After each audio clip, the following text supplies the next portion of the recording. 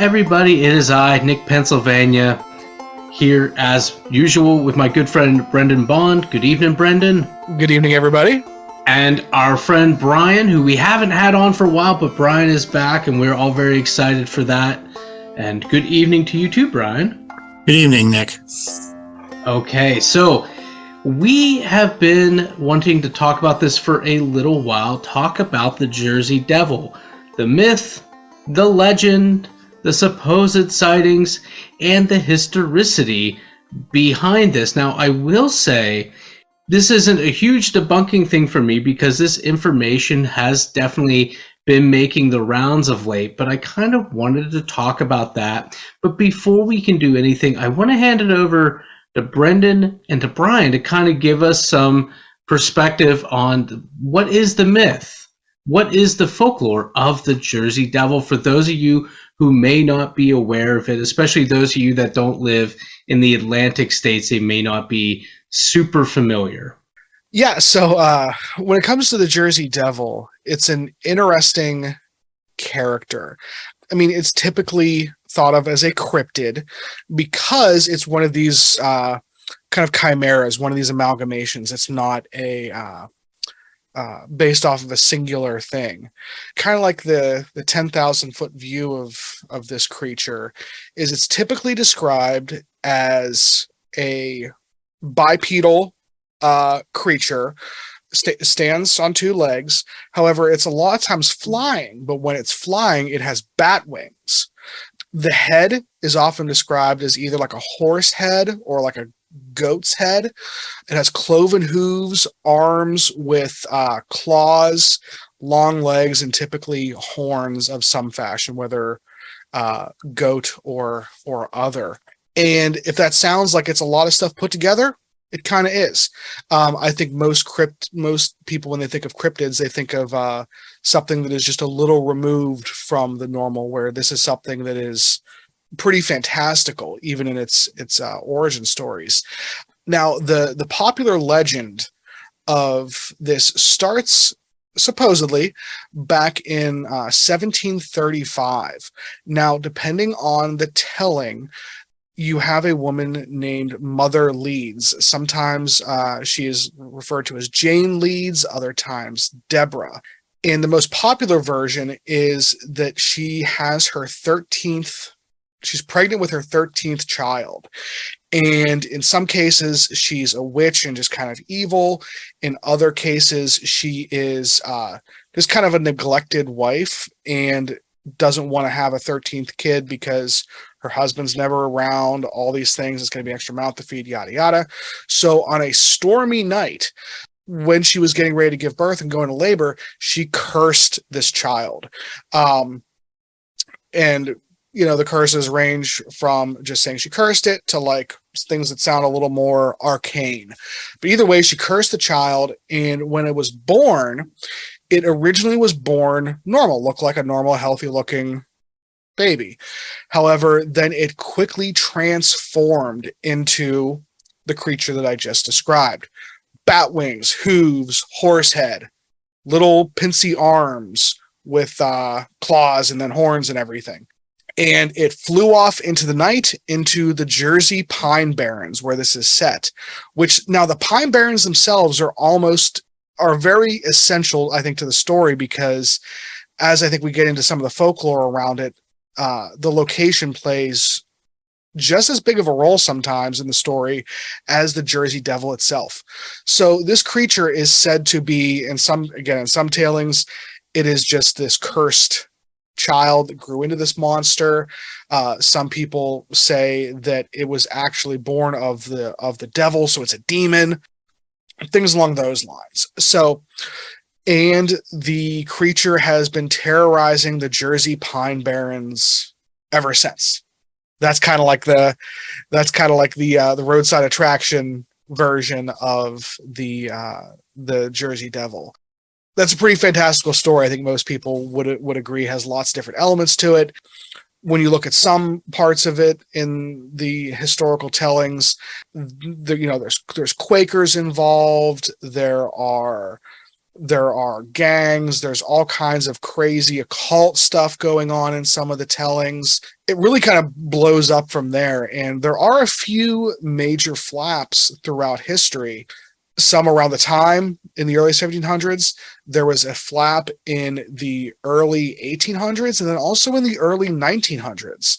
So this might be a topical thing for us to be talking about now, because maybe we're due for another flap of Jersey Devil sightings, is kind of what I'm hoping this ushers in. That's kind of the quick overview for those of you who are not familiar with the popular background of the Jersey Devil. And Brian, in your reading and preparation, what are there any gaps you would like to fill, or how did you first learn about this? Well, I think most like anybody who is interested in cryptids and paranormal phenomena, the Jersey Devil is quite a popular subject on Travel Channel and Discovery Channel and some of these other very specialty shows. I think that's probably where I first became aware of some of the folklore. Of course, if you do an internet search, you are going to find the New Jersey Devil hockey team, which originally was the Colorado Rockies. And that team was bought for, I can't actually give you the year when they were traded over or moved over to New Jersey. It was 74. I'm so 74. Happy you know about the Colorado Rockies. Yeah, I think it was 74. I could be wrong. It was a little before my time.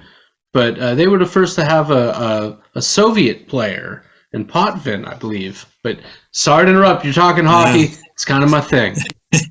Anyways, it's interesting when you look at the historical context beyond the history or beyond, and I know you're probably going to speak to some of the history, because there is a whole historical wing, no pun intended, to this story that pertains even far back as Benjamin Franklin.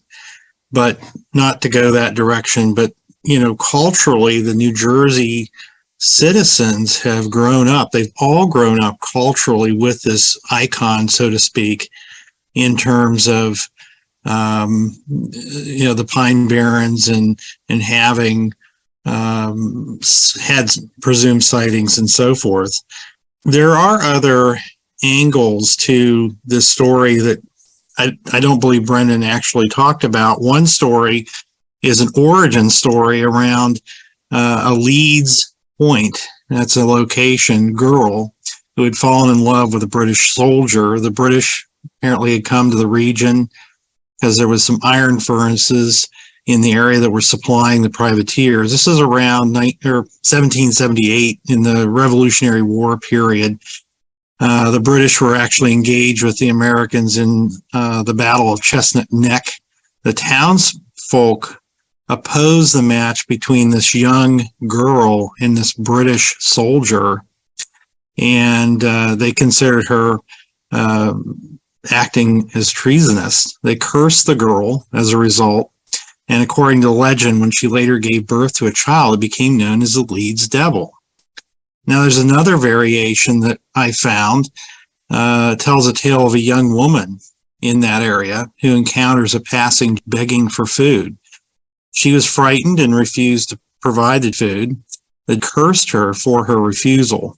And then years later, in 1850, with the curse forgotten by this little girl, when the girl gave birth to her first child, a male, he became a devil and fled into the woods.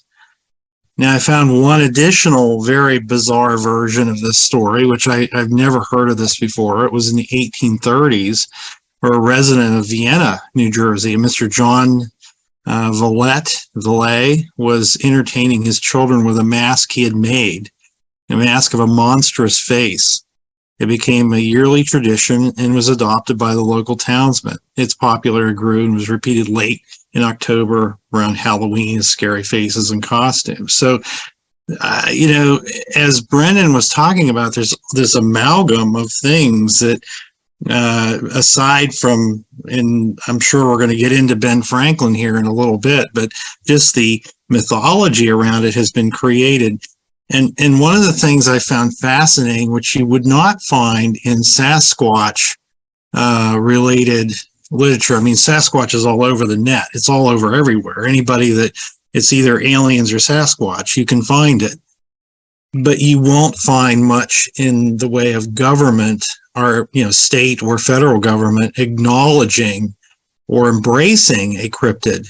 In this case, I found entries in both the state of New Jersey site, government site, as well as the New Jersey State Park site, as well as some other preservation groups that are part of New Jersey that actually endorses and provides an overview to the New Jersey Devil. So it's very culturally embedded in society, and there's a grand acceptance of this and almost an interest level that has just mixed over the years.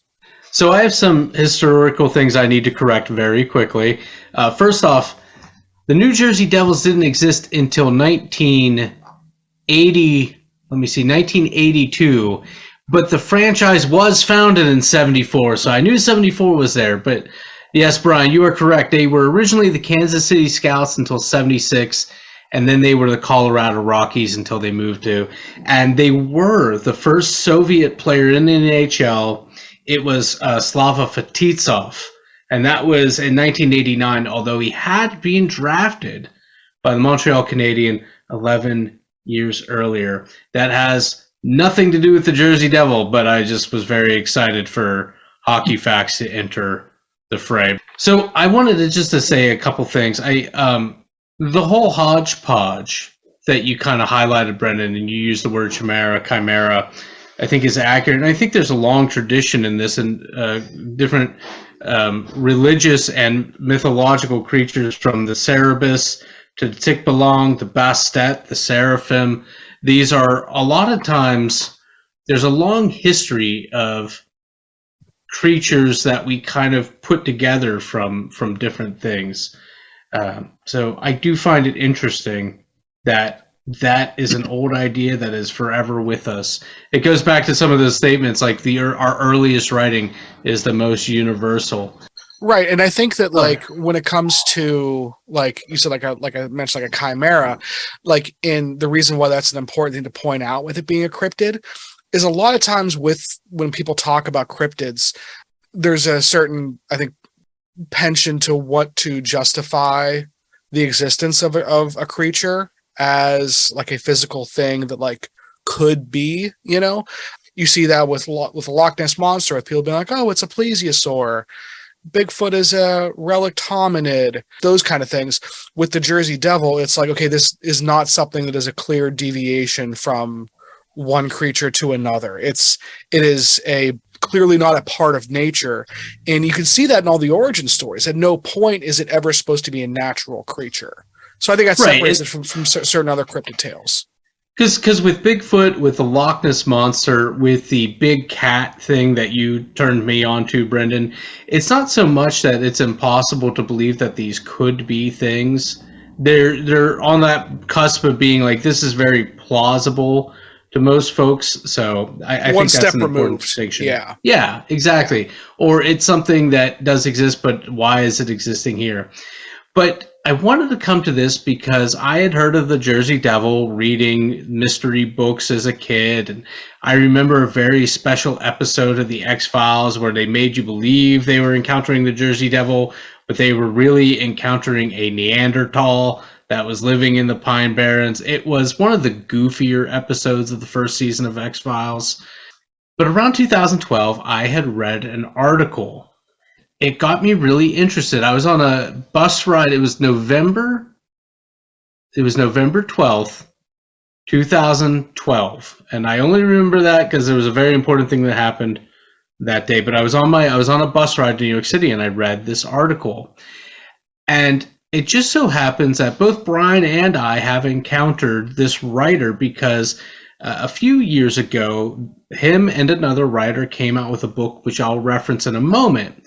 So like I said in the introduction, I'm not really going to be presenting anything groundbreaking. A lot of people have this information out there, but it is interesting. And if you haven't heard it, it's definitely worth a listen, because The true story is no less interesting. Perhaps it's more interesting to me than the mythological story of this Mother Leeds character. And Brian, I have to say, the story with the masks and whatnot, I never heard that one either. So that's an interesting tale. I'm wondering if that was the origin of another story that then converged with the Jersey Devil that a lot of people know now.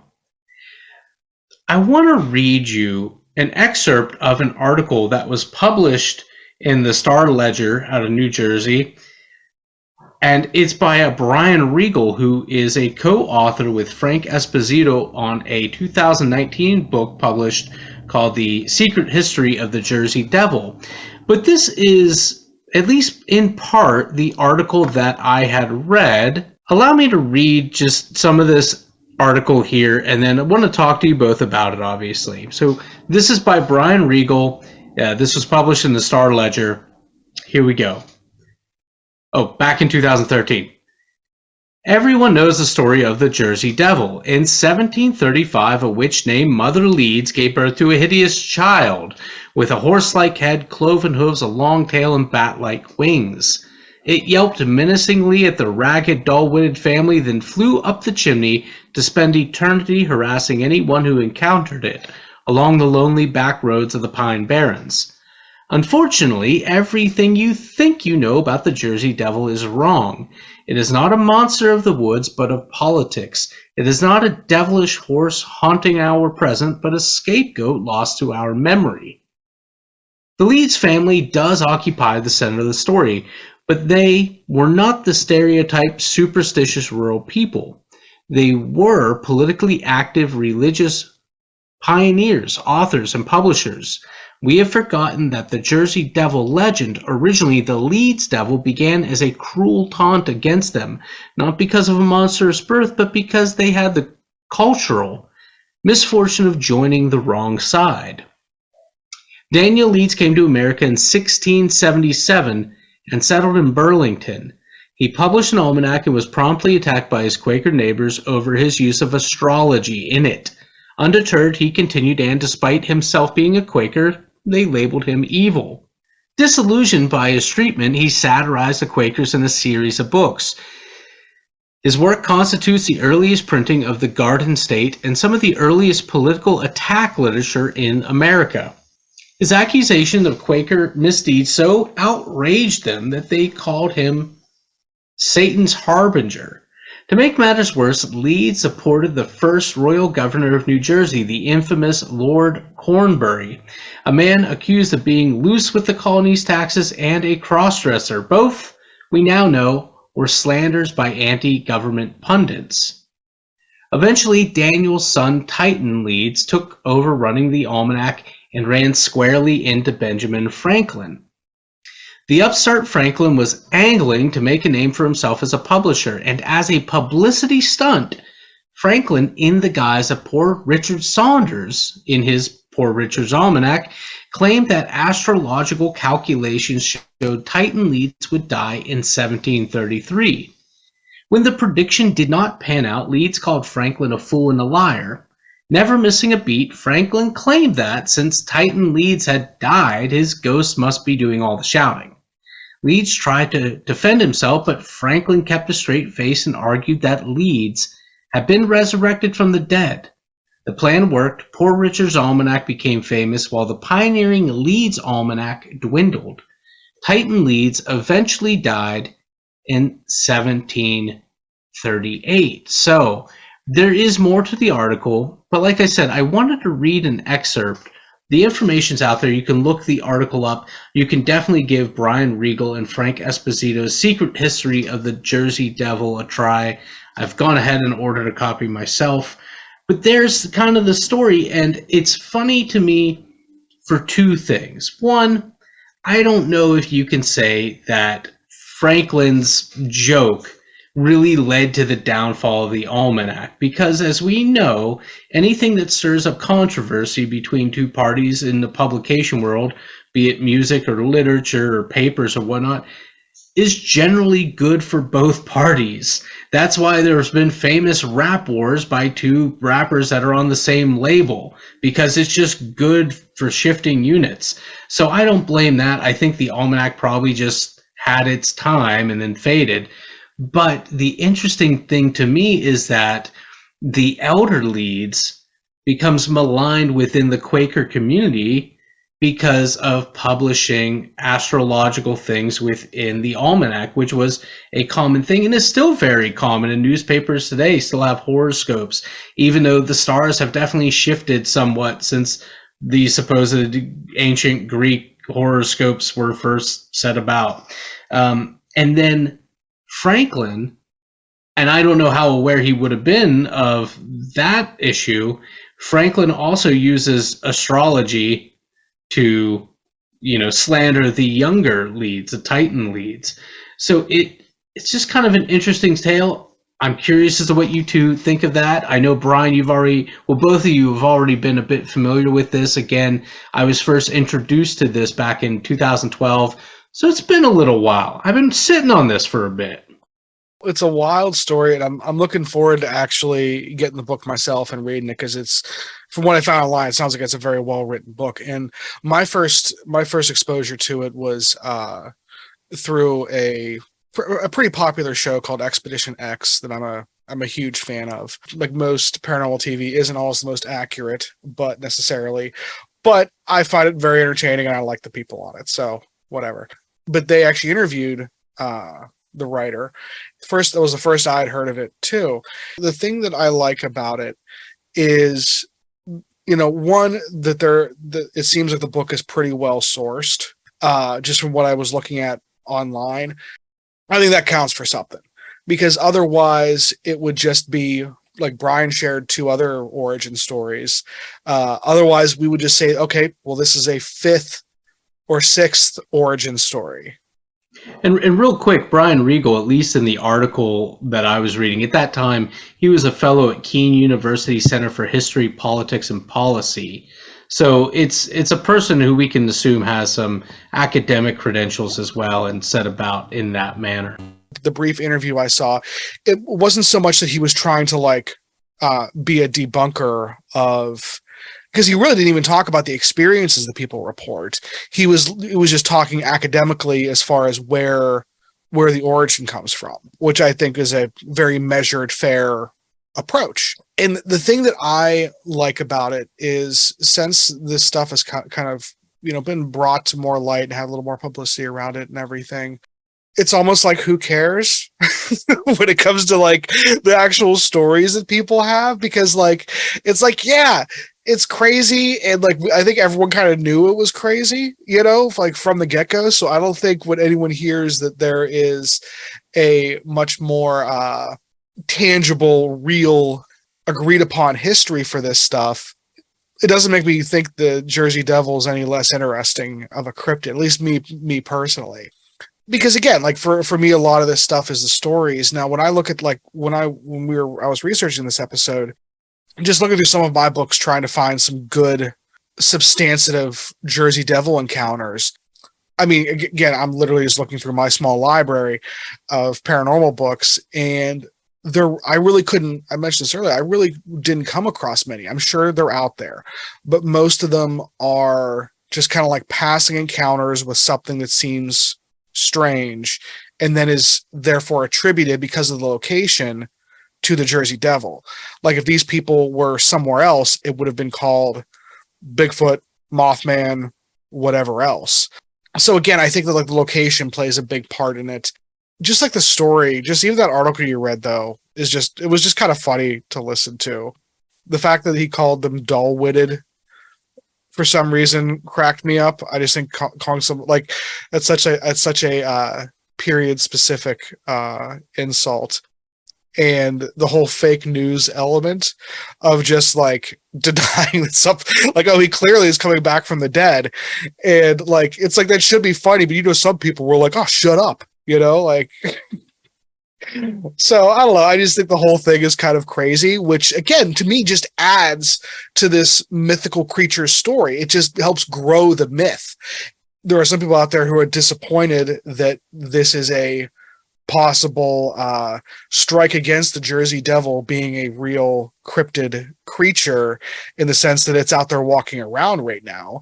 But I think it does bolster the fact that it is a mythological creature that we can be interested in and tell stories about and enjoy. Yeah, I think for me, the Franklin piece was very interesting because I was not really aware of that until I had really looked into it and done my own research. It's not surprising, though, because Benjamin Franklin was quite a wily guy. He was able to, he was a very smart man who helped us win our independence. And he was very wise and knew how to play situations and people in ways that would be very effective. So he, that I think the part I found interesting with what Nick had mentioned was when Titan Leeds really passed away in 1738. That is about the same range or time when the Mother Leeds story gets its manifestation. That was 1735. So I think the part I was a little bit unsure of was how did that actually get, transitioned from the historical piece where the Leeds name was associated with the devil to the Mother Leeds piece where she had cursed her 13th child. And that's just curious that it actually occurred around the same time. Titan Leeds passed away. Mother Leeds, that mythology or that folklore is spawned. No, again, no pun intended. I'm using these words just what comes to mind. But that entity is spawned, so to speak, around 1735, and then that just has wings. Again, not a pun, but it just runs, and everybody's talking about it. It becomes something that is passed down like any kind of folklore.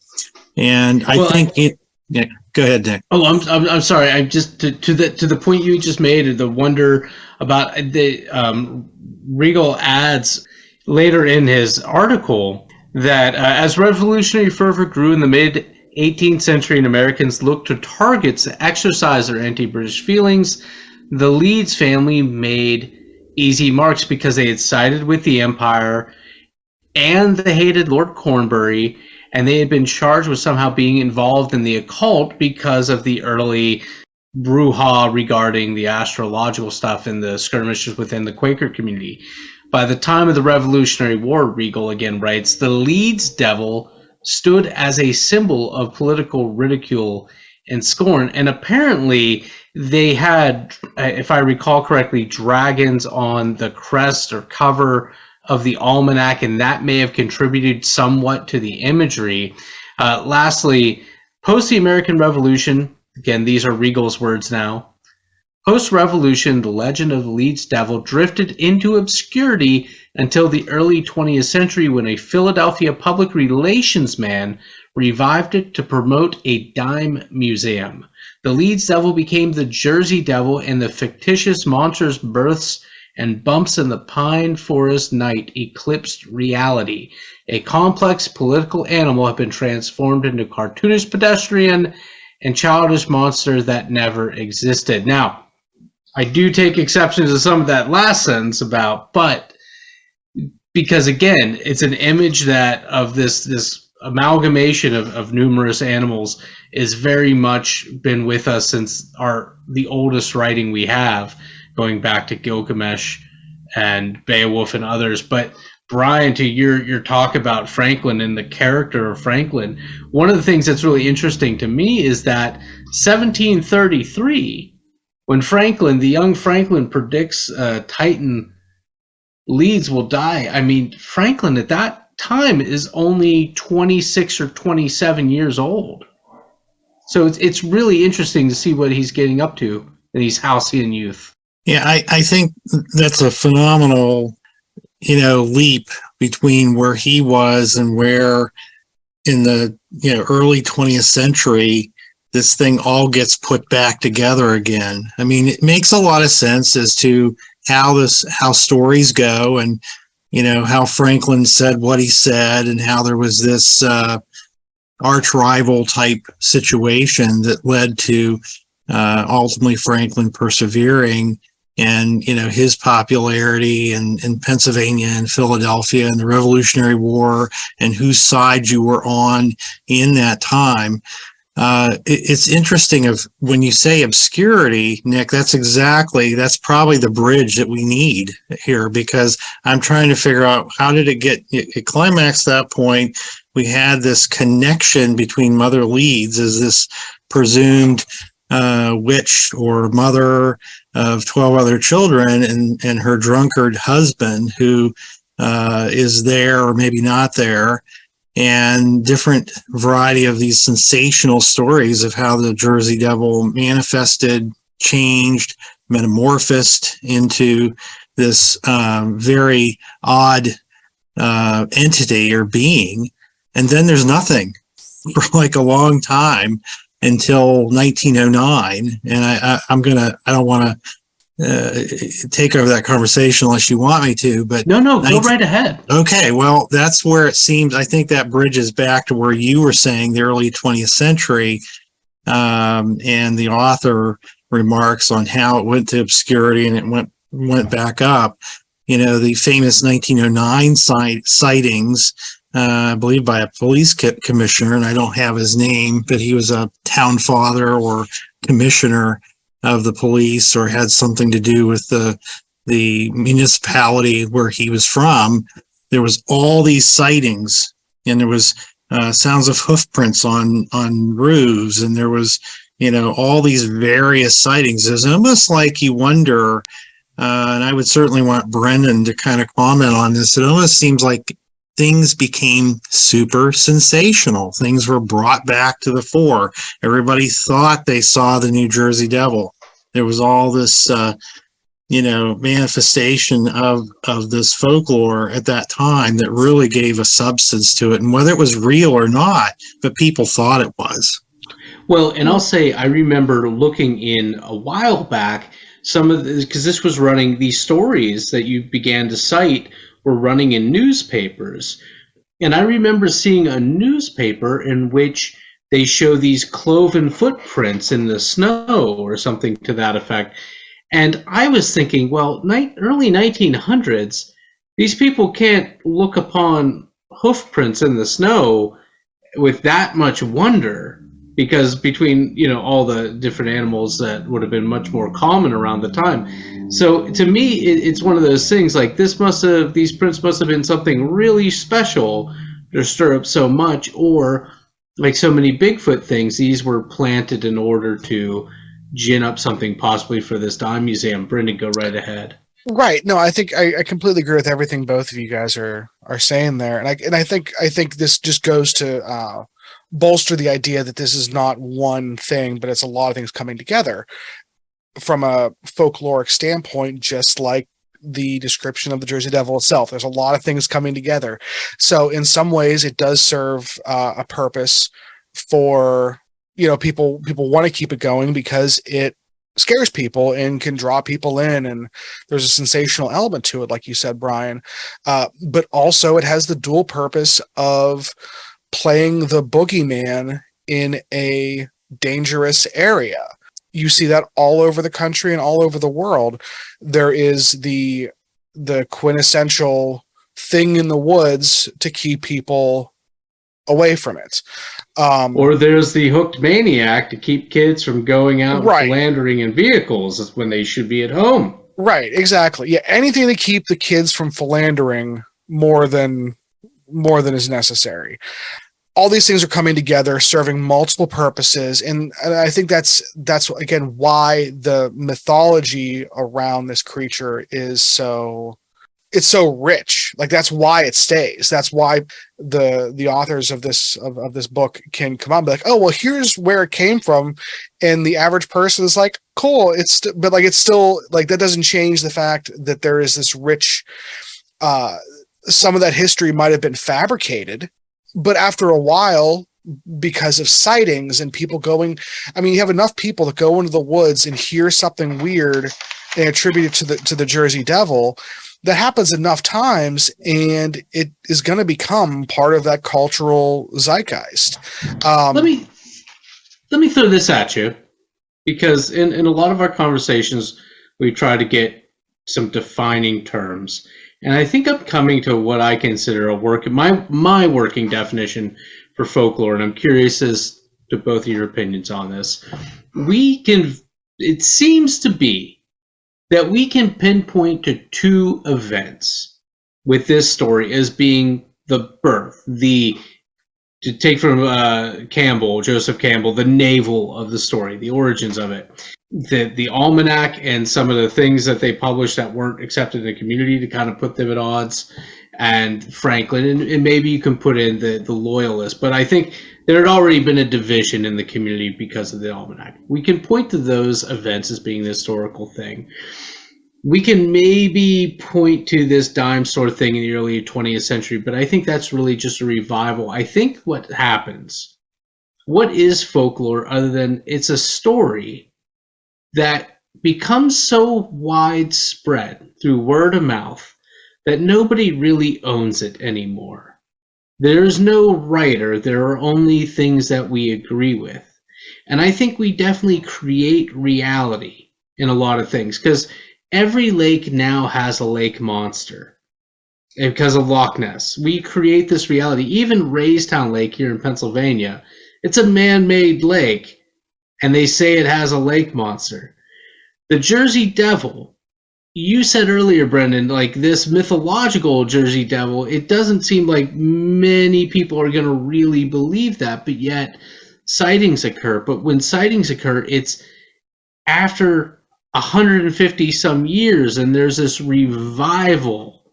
200 years, there's a revival in the story, and I think that you refer to these as flaps, and I think that's what it is. We create reality through the stories we tell, and I think there are some people that are either going to hear a crack in the woods and they explode it into this Jersey Devil, or because they're afraid, or because they want it to be real, or they want to be able to tell the story. I remember being the child in early elementary school that swore he saw Santa. I definitely did not, but I was very eager to tell people the story. How do you two work with that? It's a folklore is a story that is so widespread that no one person owns it. There is no author. There are only agreements. Right. I think that, like, and again, this is us getting philosophical, which some people like and some people probably don't. But I mean, I really agree. I mean, I've said it before that reality is an agreement. History is an agreement. Whenever you're talking about stories like this and folklore, the provenance of something after so many iterations and so many people have kind of layered on top of it, the initial provenance doesn't matter as much. It gets lost one way or the other. If there are a few kind of chinks in that armor, there's so much of it that it's almost like, well, what does it matter? It's almost not like two truths and a lie, or two lies and a truth. I don't know, but I think that it's, again, it says more about a culture and a people and a place and a time than it does about whether it's true or not. Like, I think if you're worried about whether it's true or not, you're missing the point of the story a lot of times. But listening to some fantasy novels on Audible, because the places aren't real, does that make the stories any less real? And I know that's like an obvious sounding thing, but when it comes to, I think, folklore and the agreement that you're talking about, Nick, I think it's something that it's worth talking about and worth taking into consideration, again, with myth, because I think this is a very different thing than certain other cryptids, though the Venn diagram covers a lot of the same territory. I'm curious to see what you think, Brian. Yeah, I think, history is what people want it to be on the one hand, or folklore, if you want to use the folklore instead of history, because history is I guess, cemented in actual things, and people take, detailed notes. We know that George Washington was the general of the Continental Army. That is factually known. We know that he was the first president of the United States. We know those things. Debatable. And then, Supposedly. right. I think I would refer people to Nick Pennsylvania's episode on, Right. I can't remember which episode it is, but Yeah. yes, the but anyways, of the anyways, Articles of Confederacy. Go on, Brian. I'm sorry to interrupt. I know, and you're such a purist in that regard.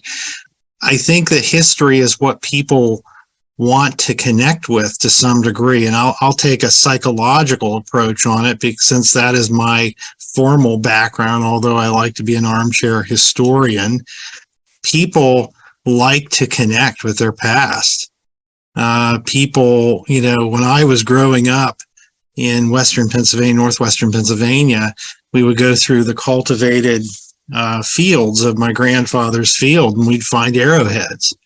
And that was, you felt a connection, and then you started in your mind thinking, how did that arrowhead get there, and who did what, and how was that? And there was real Native Americans here at one time. So I think that in terms of back to our story about the Jersey Devil, the Leeds Devil, there is a historical fact. There is pieces of this information that is literally known, and then there is information that has been woven, added to, modified, created to create this very sensational, interesting story in a very interesting place that psychologically really appeals to people.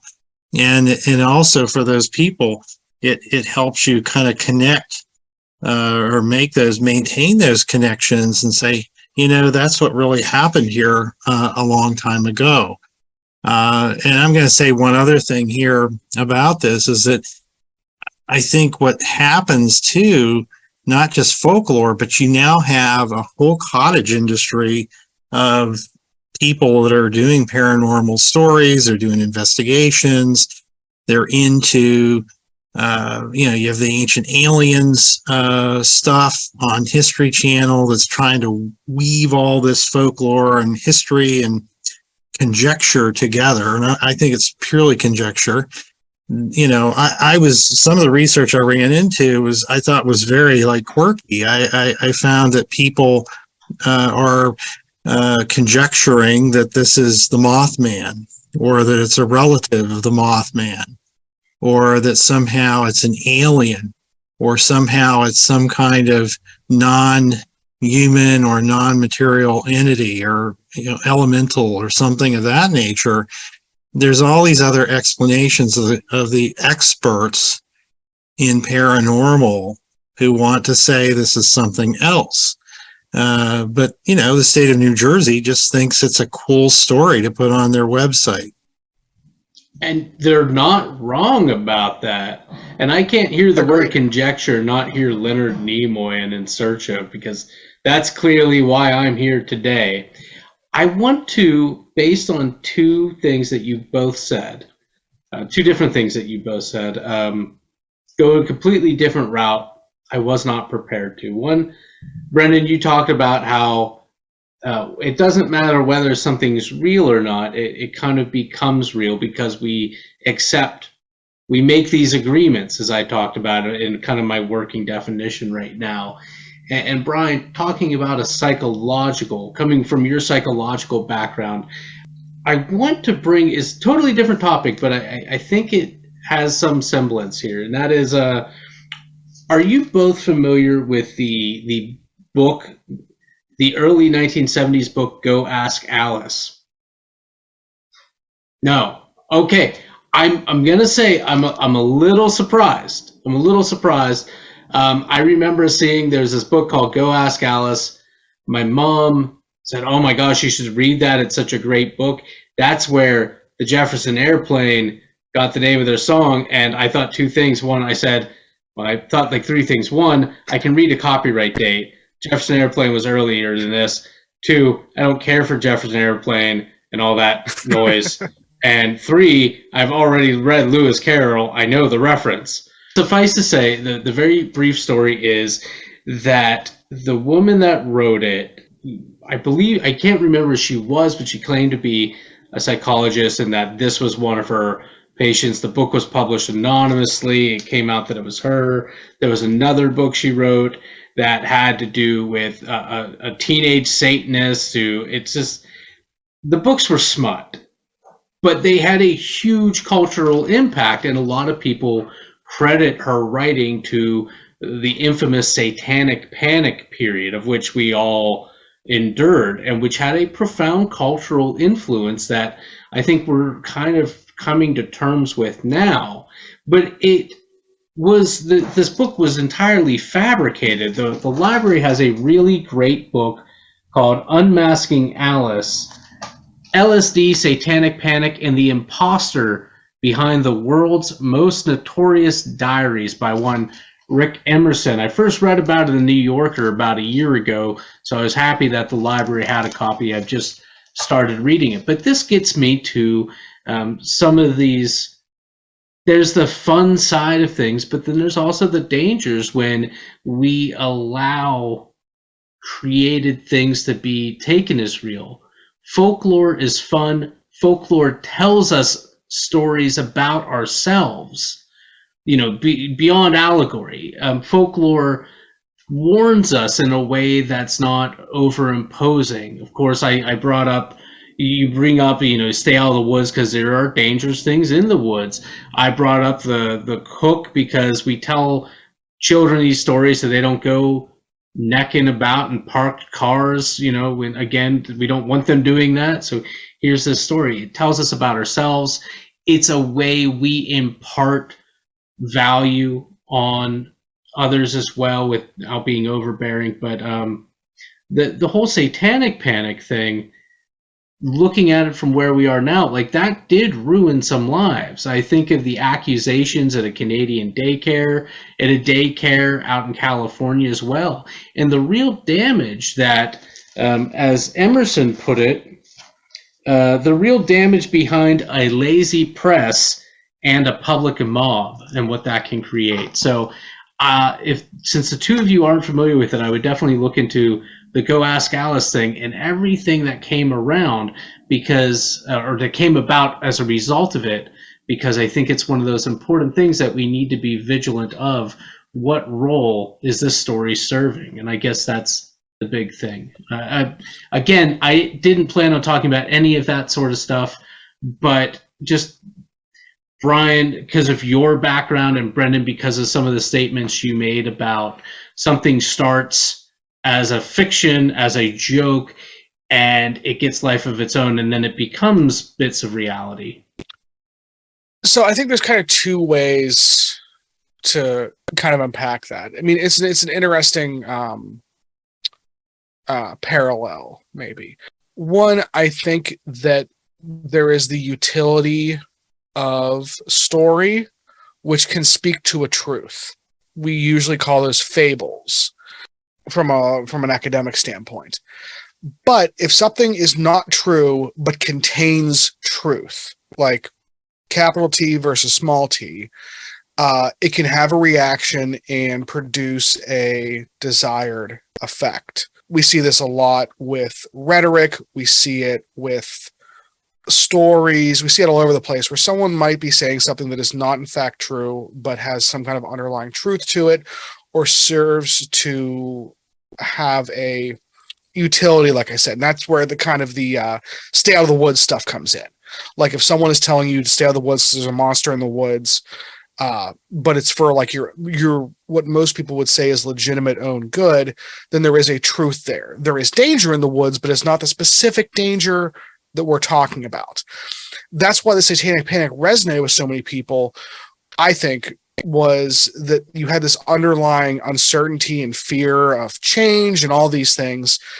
Suddenly someone's saying, oh, this thing happened, and everyone's going, yeah, it did happen. And it just takes, and you just see people having these experiences all over the place, and the events didn't happen, but the fear that it spoke to was a real thing, that Sure, people were looking for evil is a real for. thing, and there definitely are cults. Right. That are, Yeah, exactly. And I think that like whenever we talk about folklore, that's why it's important for me to a lot of times separate folklore and a lot of this stuff from what I would consider like dangerous, like conspiracy theories and people drawing versions of reality out that are not only delusional but harmful in a lot of ways.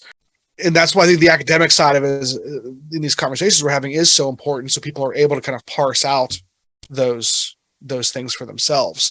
Because with like the Jersey Devil, if suddenly everyone in New Jersey starts to think that there is a literal Jersey Devil in the woods and goes out there trying to hunt it like people do with Bigfoot sometimes, someone's going to get shot and killed. You know, like it's going to turn into a bad thing. And that sounds crazy, but it's not that many steps removed from we've seen happen with misinformation, like the Satanic Panic. Lives were legitimately ruined because someone, quote unquote, made something up. Yeah, I think a lot of this from a psychological perspective may even have origins. You could take it one step further. A lot of people that I've worked with over the years in my field, we're human beings that tend to be very insecure at times. And, you know, I think of when you're saying Satanic Panic, I think the one that immediately comes to my mind, I don't know if it's one you're referencing indirectly, the Amityville Horror.